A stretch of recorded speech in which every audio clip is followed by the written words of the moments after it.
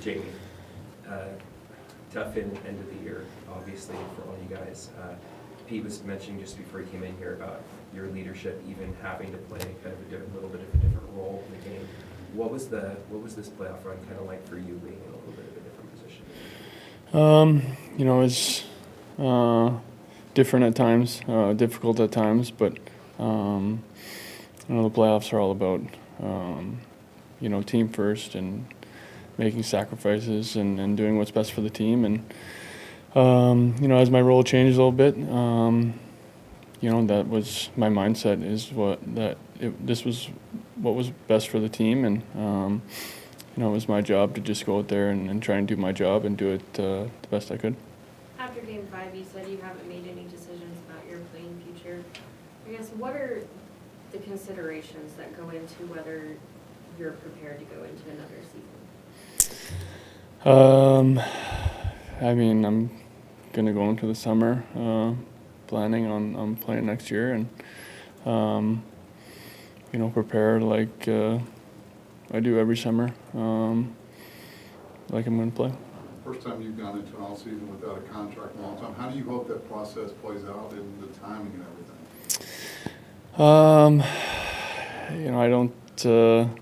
I don't know. It'd be interesting. I'm looking forward to it, to be honest. I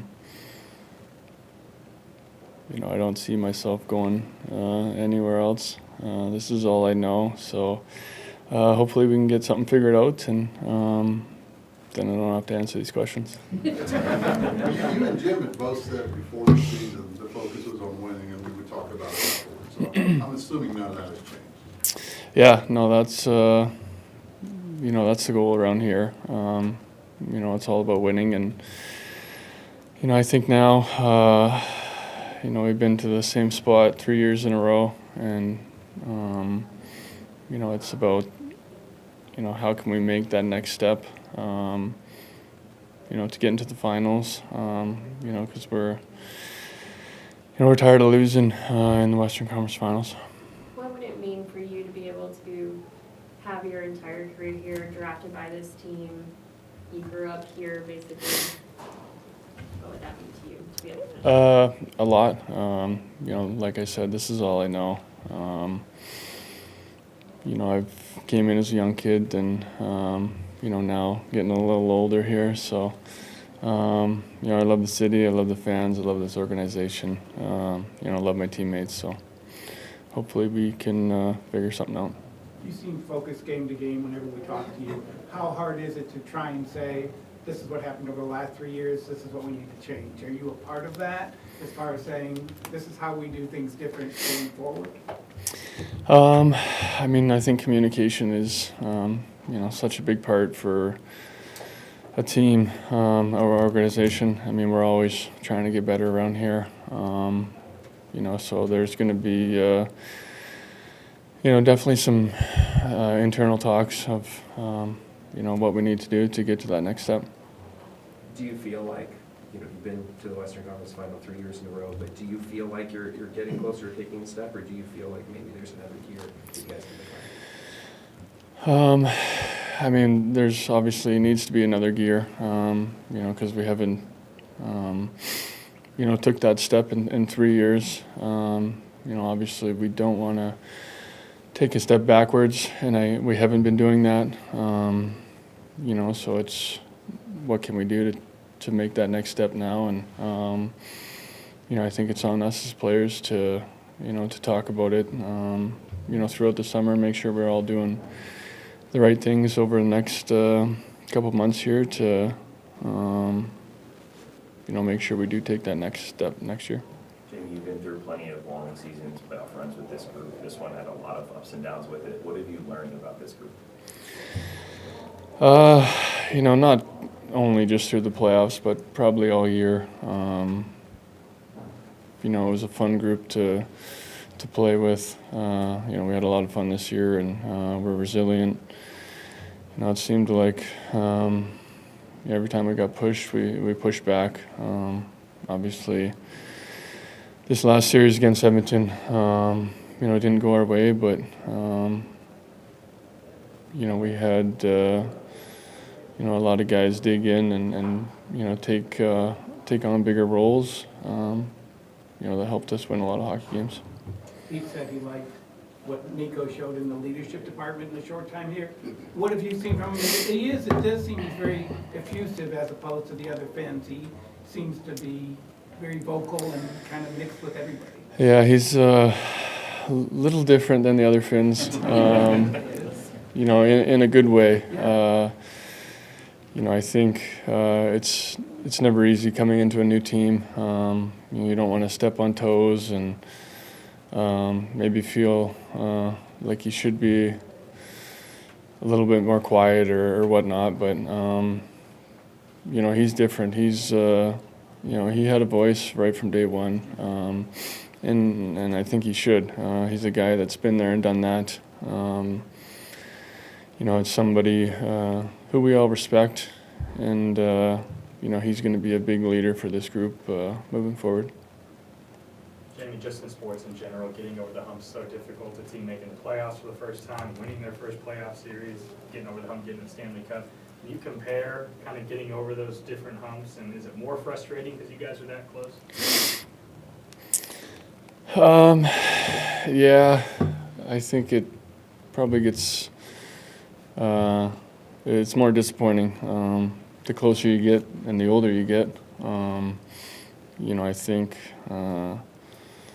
Hikes, you'd probably know the numbers. The first year we made the playoffs here, maybe 13, 14 or something.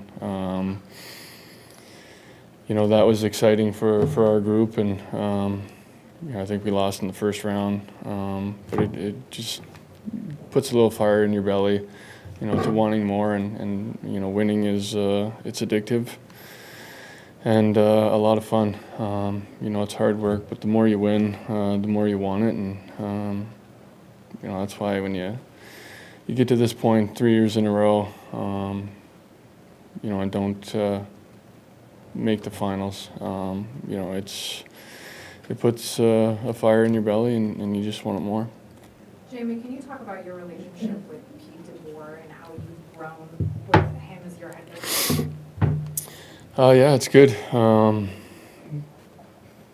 You know, Pete's been a great coach, you know, for this team, and I got a great relationship with him. I think, you know, a head coach captain relationship can sometimes be a little different than other players, because there's a lot of communication going on, you know, trying to get feels for the room and the guys, and you know, we've had a great relationship, and you know, probably continue that going forward here. Pete has said, and other players that have been in this room and then moved on have said that you're one of the best leaders in the league. When you hear praise like that, what does it mean about, I guess, your legacy here outside of just the winning aspect of it, but just what influence you've had on this organization over your time? You know, I just try to lead by example, by doing the right things all the time. You know, I got to learn from a lot of great leaders and older veterans. You know, got to learn from great people. I think it starts at the top with Jim Nill. You know, kind of preaching to always do the right things, and you know, I like to think I care about my players, and you know, just try to guide them in the right direction. And you've seen the end of Brendan Morrow's time here, the end of Joe Pavelski's career, great leaders in their own rights. Is there anything that you've learned from them and watching how they handled the end of their career that's helped you as you navigate these kind of unknown waters now? Yeah, I mean, you know, Brendan was obviously my first captain, and you know, someone I clung on to. You know, I wanted to be just like him, and you know, I thought he was you know, like a superhero. So you know, I got to learn from him, and you know, still do, still talk quite a bit. And then Pav, you know, I think right till the very end, Pav was you know, teaching, inspiring. He was such a good player, such a good person and leader. You know, he really did a lot for our group, and you know, obviously Wyatt Johnson as well. You know, kind of teaching them the ropes. Jamie, when you end a season, and like you said, it's always, you know, frustrating or disappointing that it doesn't end the way you want. This year's a little different. You go home and you have a wife and a child waiting for you at home. What's that experience? Mixing that frustration with also that part of life. Well, I think they say never take work home.